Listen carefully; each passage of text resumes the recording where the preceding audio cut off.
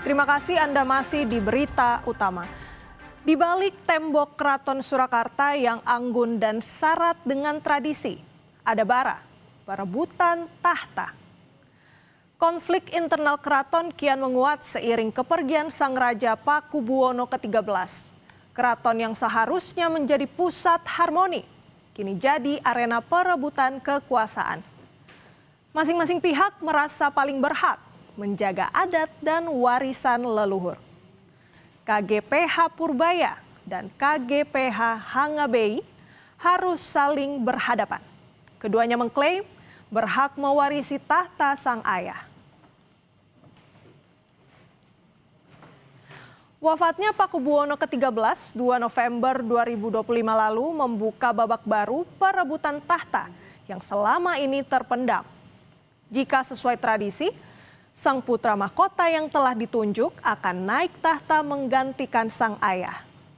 Saat itu putra mahkota adalah KGPH Purbaya, namun suksesi tak berjalan mulus. Dalam suasana berkabung, akhirnya para pewaris saling memperebutkan tahta.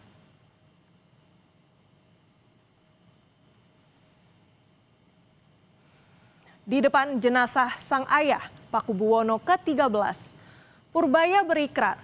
Ia menyatakan diri naik tahta menjadi Raja Keraton Surakarta dengan gelar Pakubuwono ke-14.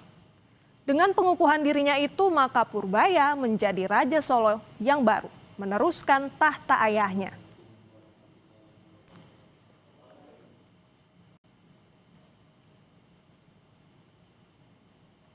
Sementara itu dalam rembuk keluarga Keraton Kasunanan Surakarta, giliran KGPH Hangabei berikrar sebagai penerus tahta Keraton Surakarta dengan gelar Pakubuwono ke-14. Prosesi penobatan berlangsung di Sasana Handrawina Keraton Surakarta.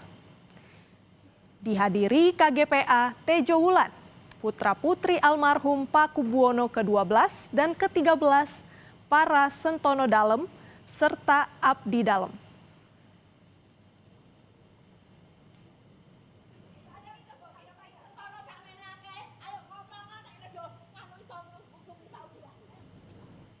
Akibat penobatan KGPH Hangabei sebagai Pakubuwono ke-14, putri tertua Pakubuwono ke-13 GKR Timur Rumbai menyatakan keberatannya. Ia menilai penobatan Hangabei bertentangan dengan komunikasi internal keluarga keraton. GKR Timur menegaskan bahwa adiknya Purbaya telah lebih dulu menyatakan diri sebagai Pakubuwono ke-14. Sedih saja Gusti Mangkubumi bisa berkhianat dengan kami putra-putri, kakak-kakak dan adik-adiknya. Itu saja yang saya sesalkan. Kepemimpinan di Keraton Solo sendiri nanti akan seperti apa? Saya belum bisa menjawab. Pokoknya sabar dulu, tak support dan doanya. Yang penting kelangsungan keraton berjalan lebih baik untuk ke depan. Ya. Meski ada ribut-ribut saling klaim tahta, Keraton Solo tetap menggelar jumenengan atau upacara naik tahtanya Gusti Purbaya sebagai Pakubuwono ke-14. Sabda dalem yang diucapkan Purbaya jadi penanda Keraton Kasunanan Surakarta telah memiliki penguasa baru. Sang raja kemudian dikirap berkeliling dari Siti Hinggil hingga alun-alun.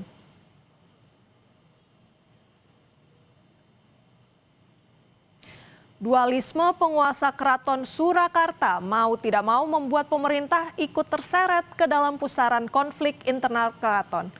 Melalui Menteri Kebudayaan Fadlizon, pemerintah meminta agar konflik segera disudahi.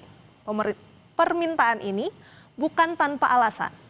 Pemerintah menilai konflik yang terjadi sejak Pakubuwono ke-13 hingga 14 membuat proses revitalisasi keraton tidak pernah maksimal.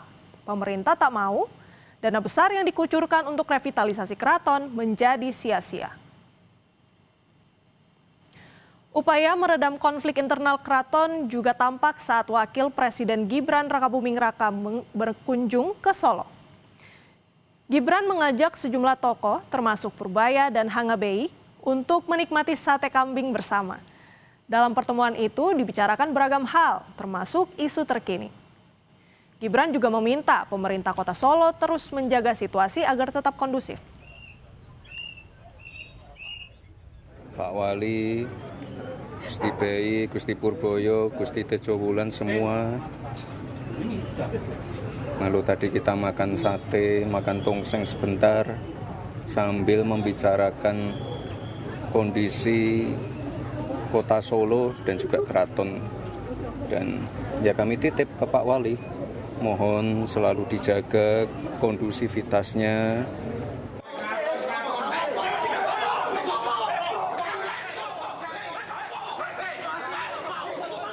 Dualisme tahta Keraton Surakarta belum menunjukkan tanda-tanda akan usai. Bahkan dua kubu terlibat keributan jelang kedatangan Menteri Kebudayaan Fadly Zon. Kericuhan kembali terulang saat Putri Pakubuwono ke-13 Gusti Kanjeng Ratu Panembahan Timur Rumbai. Tiba-tiba bicara di depan forum, podium dikuasai, protes dilayangkan di depan mata sang menteri. Ia protes terbitnya SK yang memberi wewenang pengelolaan kawasan keraton kepada KGPH Tejo Wulan. Negara dianggap terlalu jauh mencampuri urusan keraton.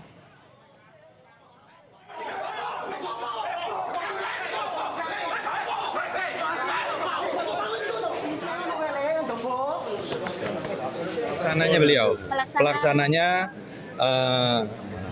Panembahan Agung Tejo Wulan. Nanti beliau akan mengundang kalau terkait dengan musyawarah mufakat, itu beliau yang akan mengundang. Supaya kalau kita menghibahkan ada dana gitu kan kepada siapa? Kalau enggak nanti nggak akan ada dukungan bantuan, nanti pemerintah juga yang disalahkan, dianggap negara tidak hadir. Untuk keberatan kami diadakannya acara tersebut karena kami melihat ketidakadilan proses yang diputuskan oleh Menteri Kebudayaan ini. Di tengah panasnya konflik internal keraton, keluarga Pakubuwono ke-14 Gusti Purbaya menemui Wakil Ketua DPR fraksi Partai Gerindra, Sufmi Dasko Ahmad, di Kompleks Parlemen Senayan, Jakarta.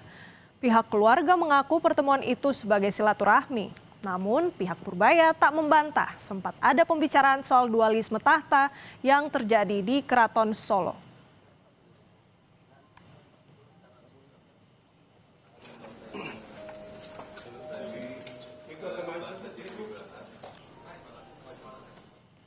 Sejarah seolah berulang pada konflik Purbaya dan Hangabei.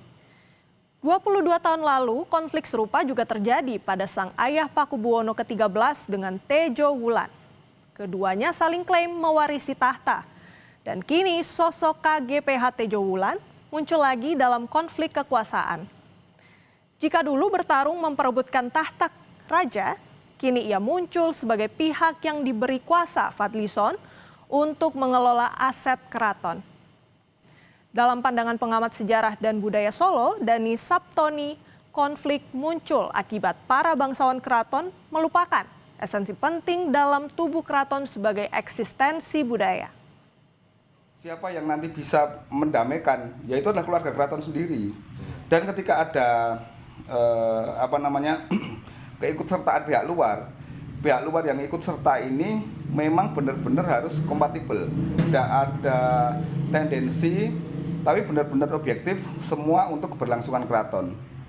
Nah, ini saya rasa yang mungkin harus kita kembalikan pada kedudukan yang sesuai, di mana konsep Jawa itu tidak mengenal hanya satu kebenaran. Tahta bukanlah sekedar simbol kejayaan masa lalu. Tahta merupakan amanah yang menuntut kebijaksanaan, kerendahan hati, serta kesediaan untuk berdamai dan kembali pada nilai luhur.